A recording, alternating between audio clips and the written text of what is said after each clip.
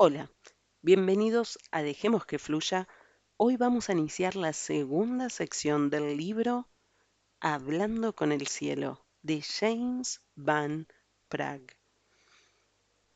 Esta segunda sesión se titula Las sesiones y da comienzo al cuarto capítulo del libro, Transiciones trágicas.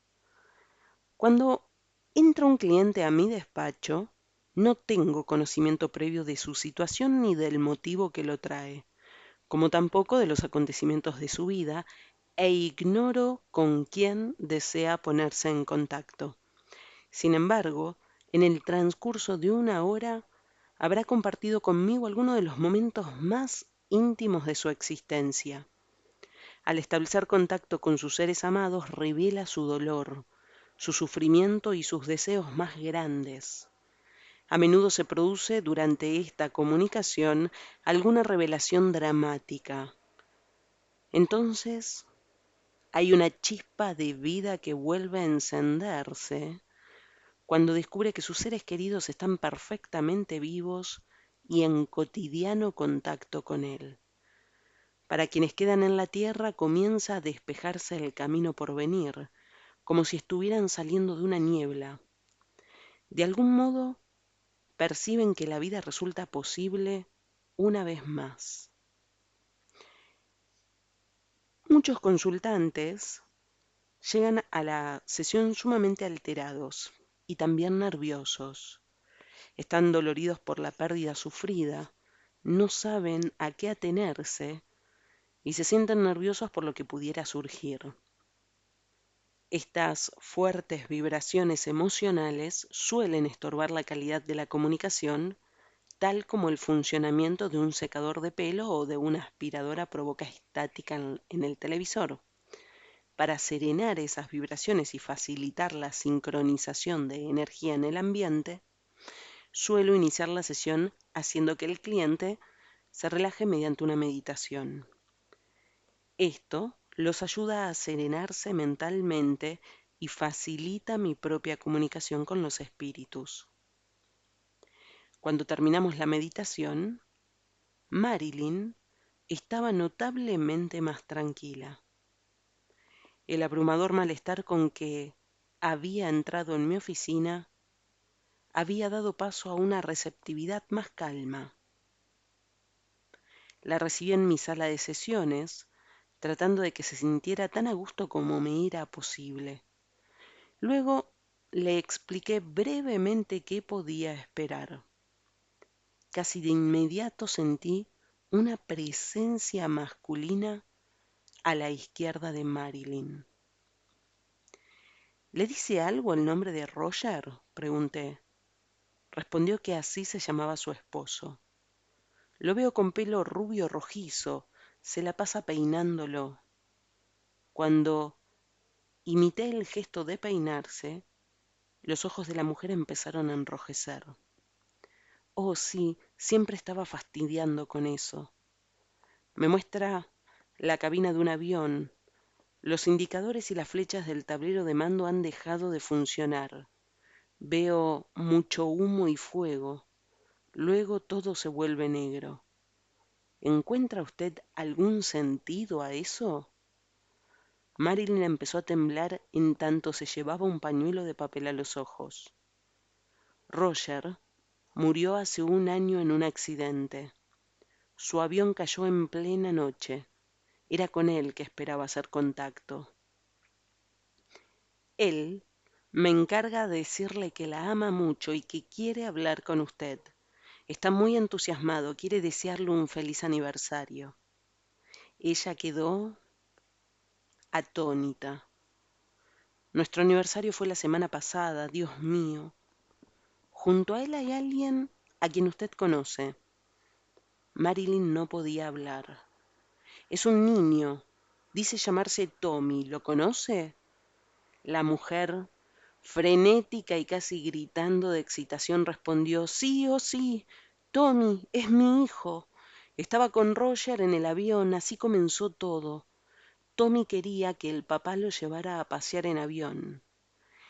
Dice No te asustes tanto, mamita. Estoy aquí con papá. Le pide que por favor vaya a su cuarto y retire de la pared el afiche de la Guerra de las Galaxias. Ya no lo necesita. Ella meneó la cabeza, incrédula. Ese afiche está colgado sobre la cama. Menciona a un tal Bobby. Quiere decirle algo. Bobby es mi otro hijo, explicó Marilyn. Dice Tommy que en realidad no está enojado con Bobby por haberse puesto la camisa roja que le sacó del segundo cajón. Hubo una exclamación ahogada. Una vez más, Marilyn no podía hablar. Le pregunté si sabía lo que significaba eso. Bobby tiene puesta la camisa roja, se la puso justo antes de que yo saliera. Marilyn quedó persuadida de que estaba en contacto con su esposo y su hijo. Roger siguió proporcionando información, mencionó el nombre de un compañero de la Fuerza Aérea, dijo dónde lo habían asignado y cuáles eran sus obligaciones cuando estaba en servicio. La súbita pérdida de un familiar puede ser devastadora. El impacto es tanto más aplastante cuando incluye a la vez la muerte violenta del cónyuge y un hijo. Estas heridas suelen ser muy difíciles de curar. Al término de la sesión, Marilyn se sentía mucho más aliviada. La acompañé hasta el auto. Me ha cambiado la vida, James, dijo. Es como si me hubiera abandonado una nube oscura. Me basta saber que están juntos y bien para sentirme mucho mejor. Gracias. Le expresé mi alegría por haberle hecho llegar la información necesaria. Ella hizo una pausa, luego bajó la ventanilla del auto y me miró directamente a los ojos. En realidad es algo más que sentirme mejor. Creo que ahora puedo volver a vivir. Y arrancó sonriendo. A menudo, cuando me siento con un cliente, el cuarto se llena de los espíritus de familiares o amigos que intentan hacerle llegar sus pensamientos todos a la vez. Y tal como sucede en el plano terrestre cuando todos hablan al mismo tiempo, resulta difícil descifrar cada pensamiento por separado y saber quién lo envía. En la mayoría de los casos, si el cliente ha estado pensando en alguien, ese suele ser el espíritu que se presenta primero. Pero en algunos casos surge un espíritu que resulta una completa sorpresa para el consultante. Los espíritus inesperados suelen surgir hacia el final de la sesión. Reconforta saber que incluso del otro lado, los buenos modales tienen su importancia. Todo espíritu inesperado espera que el consultante se haya reencontrado con un ser querido o hasta que se presente la oportunidad adecuada. Con frecuencia son los que tienen el mensaje más importante para quien consulta. Mark acababa de poner fin a una estupenda conversación con su padre, que había fallecido varios años atrás. La sesión fue bastante típica. El consultante recibió respuestas a todas las preguntas que formuló. Cuando la cosa empezaba a perder impulso, sentí otra presencia. Entonces le pregunté si conocía a alguien llamado Doug. Él se puso pálido y asintió vigorosamente con la cabeza. Sí, sí, ¿qué dice? Dice que no saldrá más cuando llueva. Encarga decirles a sus padres, por favor, que está bien. ¿Comprende usted? Sí, tartamudeó Mark. Continúe. Habla de quedar atrapado en una especie de inundación y expresa lo mucho que lamenta no haber comprendido lo peligrosa que era la situación. Esto es muy extraño. También habla de una bicicleta nueva. Entiendo, sí. ¿Ese muchacho se ahogó? Me está transmitiendo una sensación de caminar por agua arremolinada. Se muestra llevado hacia arriba y hacia abajo. Los pulmones se le llenan de agua. Sentí la presión en el pecho, en tanto la sensación de Doc me llenaba el cuerpo. Tengo una percepción de mareo. Él empieza a perder la conciencia y luego todo se vuelve negro. Caramba, exclamó Mark. ¿Sabe usted si hubo un grupo de bomberos o de rescate a su alrededor? Me los muestra de pie en la orilla. Sí, hubo muchos hombres de rescate que trataron de recuperarlo con cuerdas en diferentes puntos del río. Continué. Dice que trató de aferrarse a una cuerda pero no pudo alcanzarla. Mark estaba muy sombrío.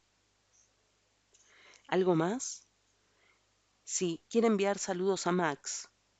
¿Encuentra usted sentido a eso? Oh, Dios mío, Max es mi hijo. Doc solía cuidarlo cuando salíamos. Se hicieron muy amigos. Esto es asombroso. Habla de Florida. Me muestra una gorra de béisbol relacionado con... No entiendo esto. Espere. Me transmite un pensamiento sobre Marla o Marlin. Los Marlins de Florida, chilló Mark. Acabo de dar a Max la gorra de Doc, que era de ese equipo. A mi hijo le gusta porque le recuerda a él. Él quiere que la disfrute. También quiere que Max envíe saludos suyos a todos los chicos de la calle. Marx me explicó que Doc era un fanático de los deportes y que todos los chicos del vecindario lo querían de verdad.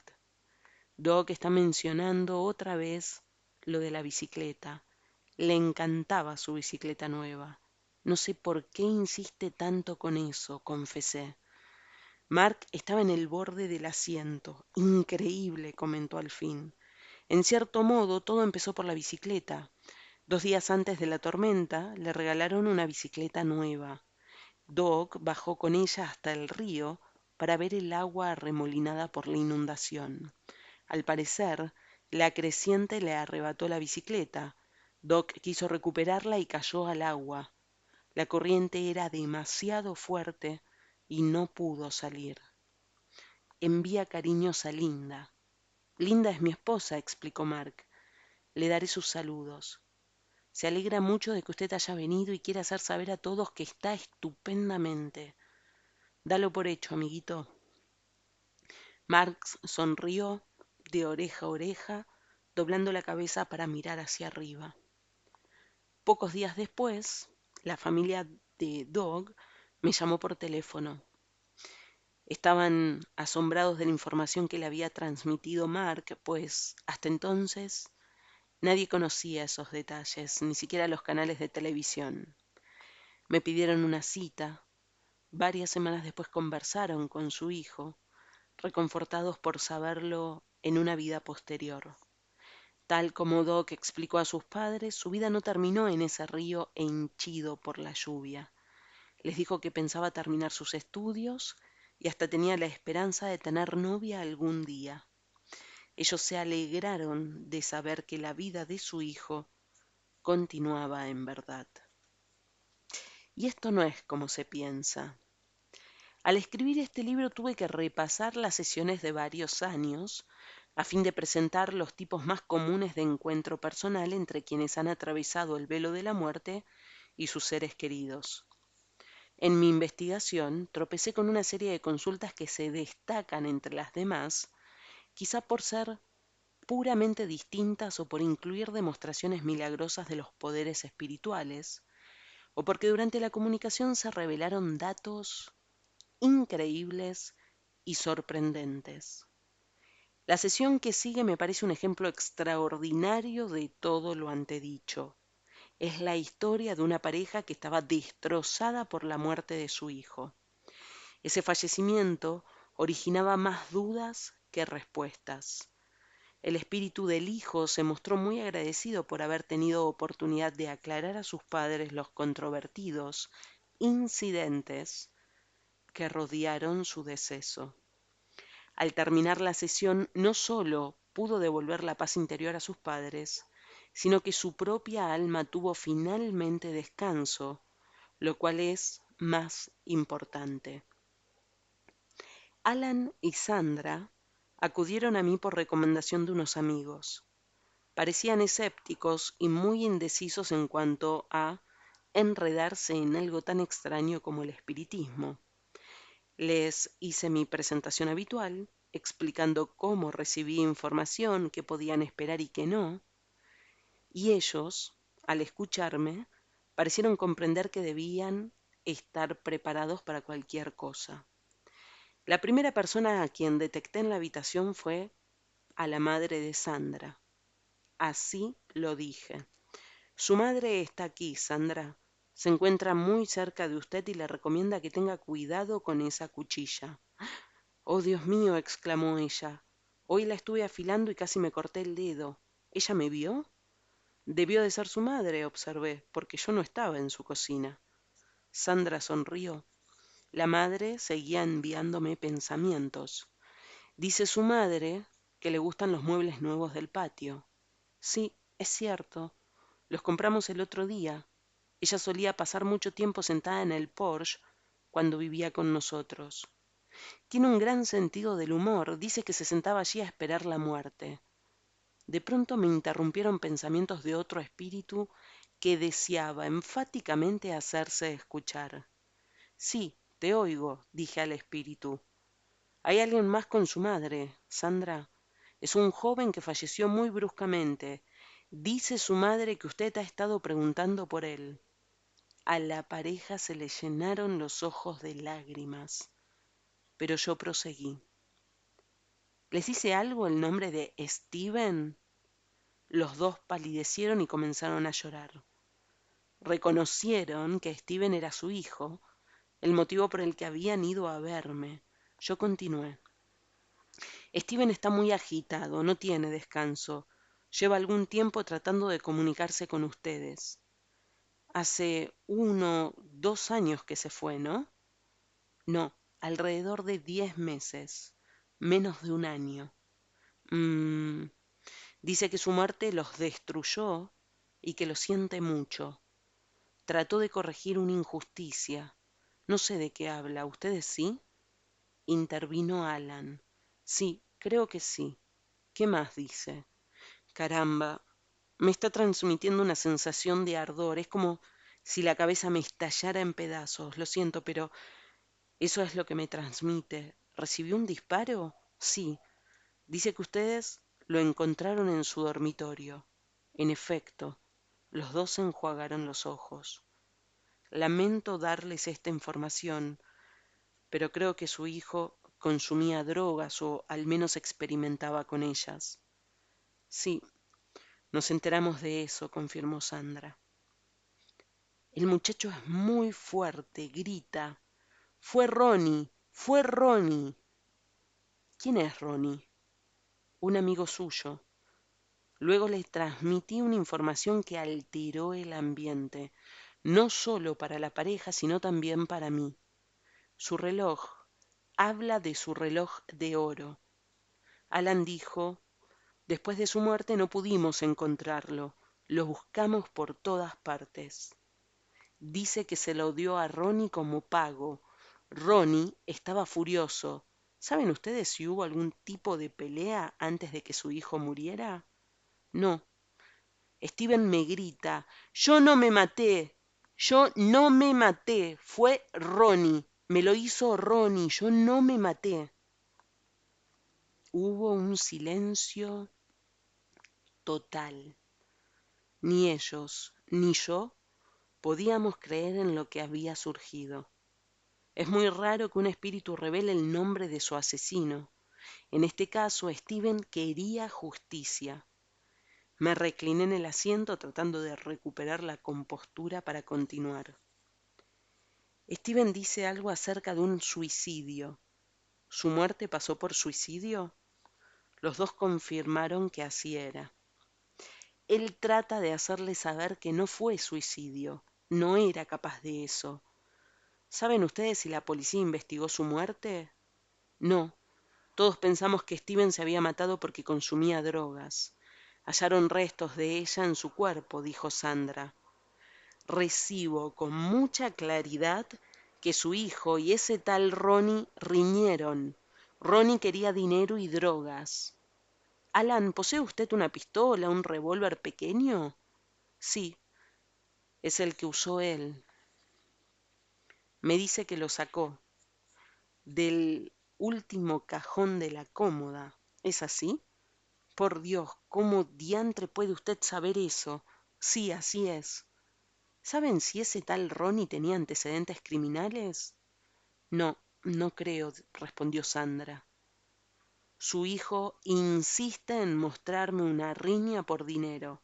Steven debía dinero a Ronnie. En ese momento el tipo estaba realmente alterado, muy excitado por alguna droga. Me refiero a Ronnie. Escuchen, su hijo me muestra una cochera. Es una cochera de ladrillo con portón blanco. Tiene 3 ventanas pequeñas. 3 ventanas pequeñas. Él lo abre y va hacia la izquierda, hacia la pared lateral.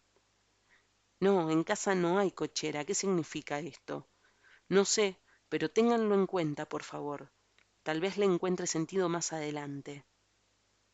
El muchacho está feliz por haberles dicho esto.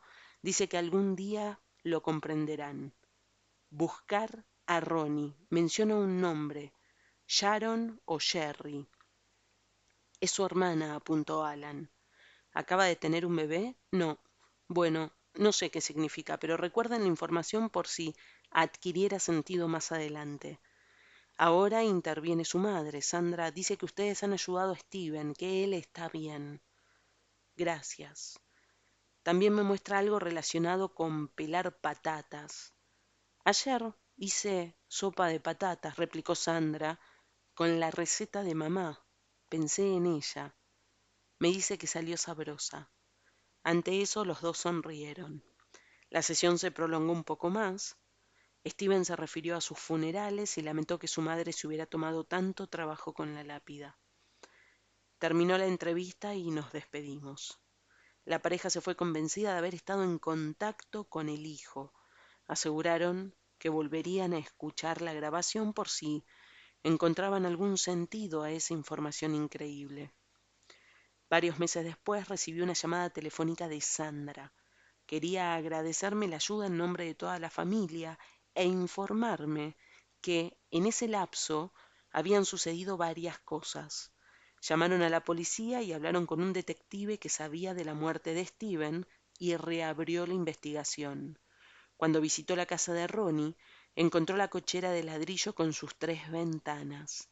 A la izquierda, en un panel de la pared, había 1 kilo de heroína, drogas varias y el reloj de oro de Steven. El detective detuvo a Ronnie, quien durante el interrogatorio policial admitió finalmente que Steven le debía dinero por una compra de drogas.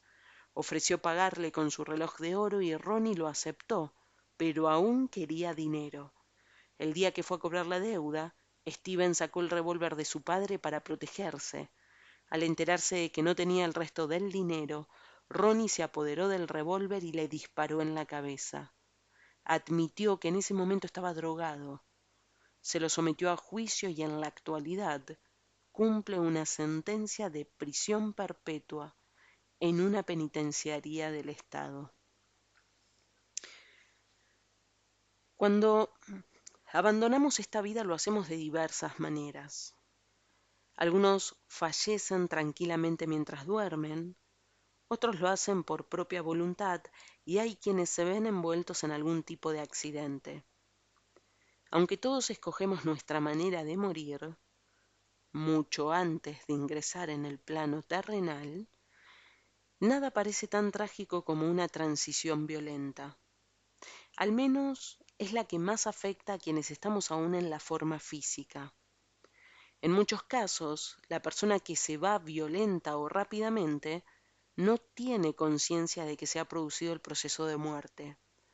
Como el trauma es tan veloz, el cuerpo espiritual puede verse literalmente arrojado del cuerpo físico. Entonces, es posible que el espíritu pase muchos años sin tener noción del aprieto en el que se encuentra. Durante ese periodo suele visitar todos los sitios que le eran familiares en su existencia terrenal, creyendo que aún está vivo, pero soñando. Este fenómeno espiritual se denomina alma extraviada o, según muchos, fantasma. Si el espíritu está perturbado, inquieto o desdichado, lo categorizamos como poltergeist o duende. Por suerte, en el otro lado hay muchos espíritus dedicados a rescatar a estas almas perdidas y desorientadas. En ciertas circunstancias, cuando existen espíritus molestos, hay diversas maneras de tratar con ellos. Recuerda que solo tendrán la fuerza y el mando que tú les permitas. Eres tú quien manda. Debes tenerlo presente en todo momento. En casi todos los casos de poltergeist, el espíritu no entiende que ha fallecido, de modo que es necesario comenzar por esa idea. Además, cada espíritu tiene una serie de circunstancias distintas en torno a su muerte.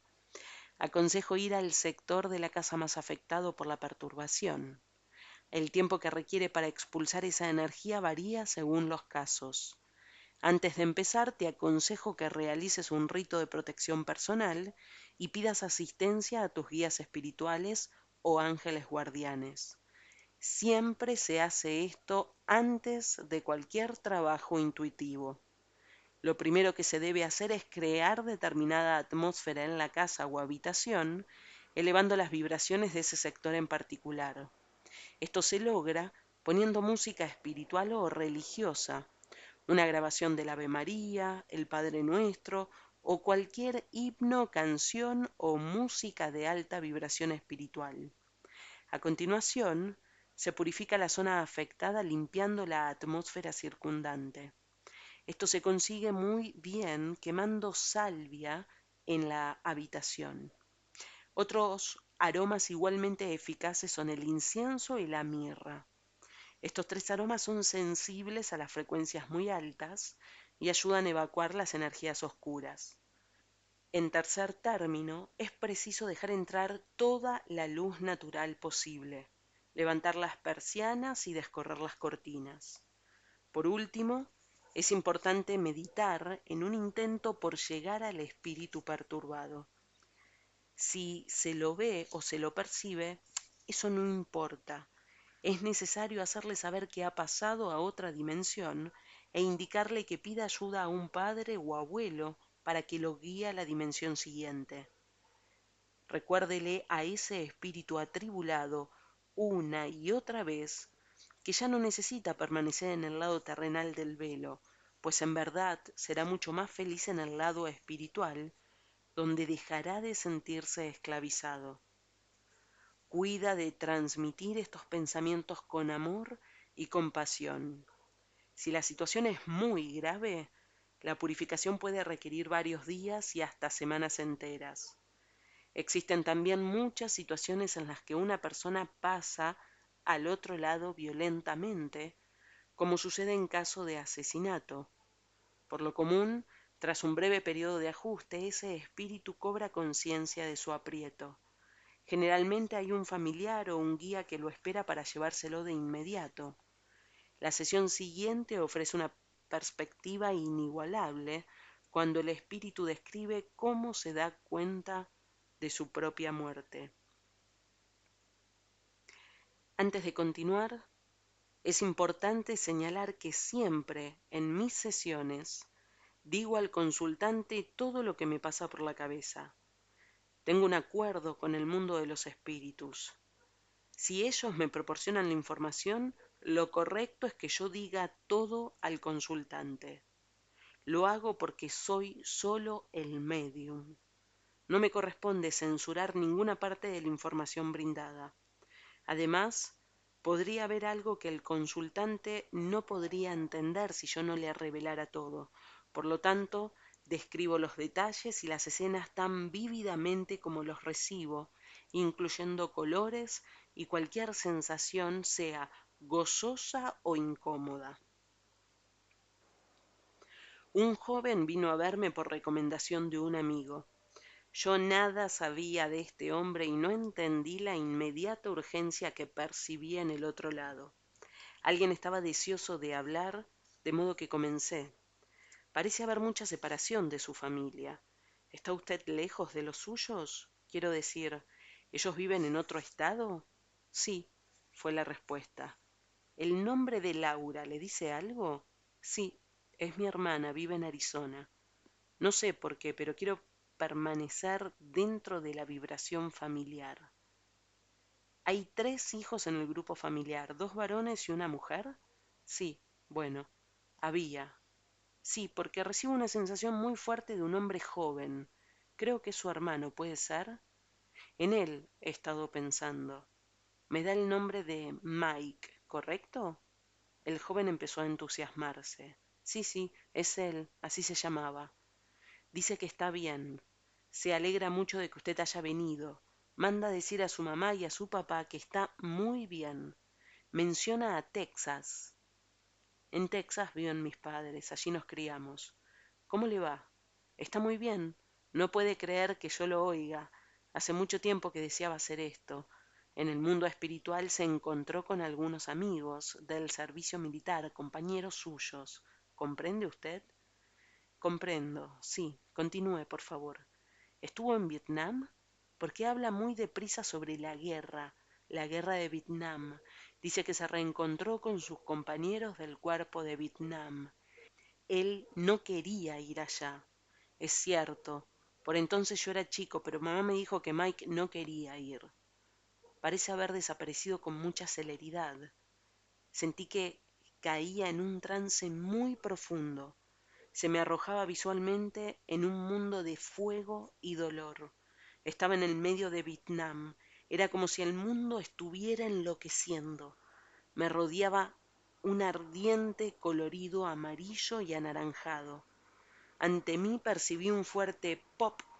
Miré fijamente a mi consultante, explicando que debía hacer una pausa. Pedí a mis guías que alejaran esa experiencia de muerte, pues estaba afectando demasiado a mi cuerpo físico.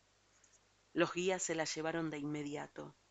La escena volvió a desarrollarse, pero ahora yo era solo un observador.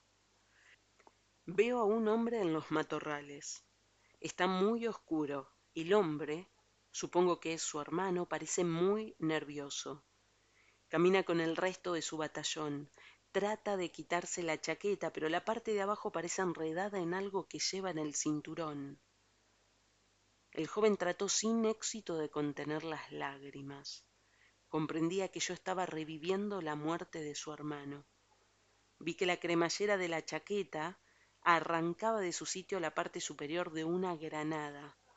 La fuerza del aire al estallar atravesó el cuerpo del soldado, que quedó decapitado. La escena pasó a negro. Miré con fijeza a mi cliente. ¿Su hermano murió por el estallido de una granada que se le enredó en la ropa? El joven se dejó caer contra el respaldo, moviendo lentamente la boca en un intento de formular las palabras correctas. Sí, es lo que decía el documento enviado por el gobierno. Me costaba creerlo. Nunca se me había presentado alguien de manera tan vívida. Conteniendo a duras penas mi excitación, continué. Esto es asombroso. Su hermano es un comunicador estupendo. Espere, veamos qué más quiere decir. Está describiendo lo que sintió al despertar. Dice que, pasado un tiempo, que le pareció un par de segundos, recobró la conciencia. Miró a su alrededor y notó que se sentía muy distinto. Su fatiga había desaparecido. Vio a un grupo de compañeros reunidos en círculo, gritaban, pero no pudo entender sus palabras hasta que no se acercó un poco más. Estaban voceando su nombre. Mike, Mike. Él respondió, pero no lo oyeron. Al acercarse al círculo, vio que estaban mirando los trozos restantes de una res humana. De pronto corrió por su cuerpo una sensación muy extraña y espectral. Bajó la vista a la insignia que mostraba su compañero de pelotón y en ella leyó su propio nombre. El joven estaba fascinado. Eso es irreal. Supo perfectamente lo que pasaba. Dice que estaba algo confundido, pero comprendió que debía de haber muerto. Está describiendo una fortísima sensación de paz y serenidad. Espere, dice que fue Alice quien lo recibió. ¿Conocía a alguna Alice? Es nuestra abuela. Bueno, Alice acudió en su ayuda. Él estaba espantado, pero también aliviado y feliz. Dice que la vio de pie a su lado. Me encarga decirle que también ha visto a Papi y que aún conserva a Jojo. Papi era mi abuelo, Jojo su pastor alemán. Mike y Jojo estaban siempre juntos. Esto es increíble. Así que los animales también siguen existiendo. Todas las criaturas vivas siguen existiendo. Su hermano quiere hacerle saber lo mucho que lamenta haber causado tanta aflicción y dolor. Por favor, comprenda que está bien y que lleva una vida plena. No tiene por qué preocuparse. Dígale que lo amamos mucho y que nos alegramos de saberlo cerca. Estamos deseosos de volver a verlo algún día.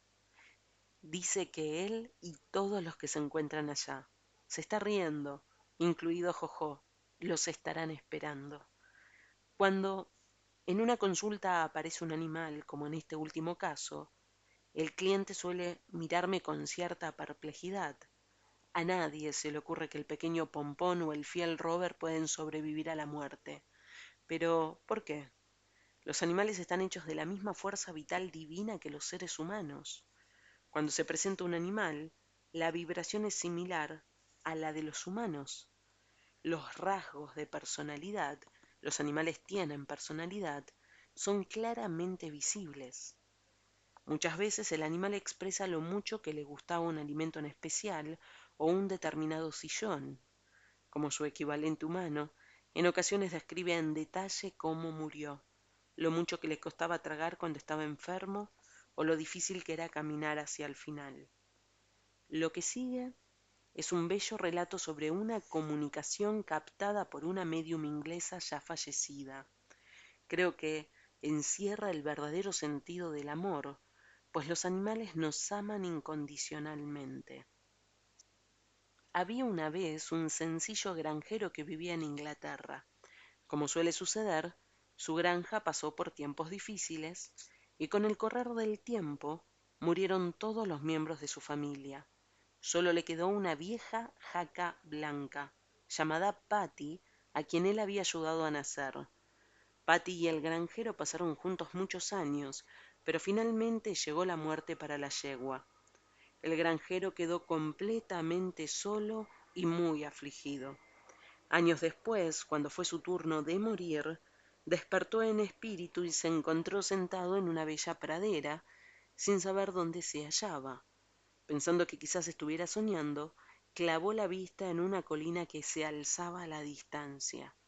De pronto vio un caballo que se acercaba al galope desde esa colina. Era su vieja Patty, pero no la jaca vieja y artrítica que él recordaba, sino una yegua joven, lustrosa y llena de vigor. Al acercarse el animal, el granjero confirmó que se trataba de su Patty y percibió su amor. Fue el amor de Patty lo que guió al granjero hacia el mundo de los espíritus. Los lazos de amor que nos unen a nuestras mascotas continúan viviendo al pasar al otro lado. Los lazos de amor perduran siempre, sin importar a quién nos unan.